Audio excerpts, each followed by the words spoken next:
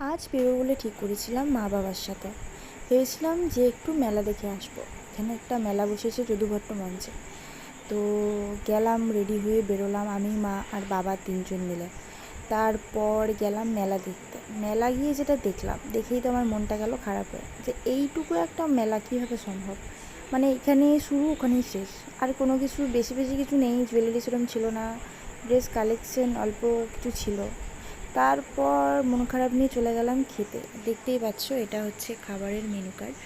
তারপর খেলাম, অর্ডার দিলাম মোগলাই। মোগলাই অর্ডার দিতে অনেকক্ষণ বসেই ছিলাম, তারা মোগলাই বানাচ্ছে বানাচ্ছে বানাচ্ছে।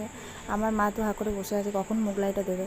তারপর চলে আসলো মোগলাই। আমি আবার মোগলাই টোগলাই খেতে অত ভালোবাসি না, সেই জন্য আমি আর মা 1 প্লেট মোগলাই নিয়েছিলাম। তারপর আমি যেহেতু মোগলাইটা সেরকম ভালো খাইনি, তাই আমি গেছিলাম দই বড়া খেতে। তারপর আমি দই বড়া খেয়ে চলে আসলাম বাড়ি। ভিডিওটা কেমন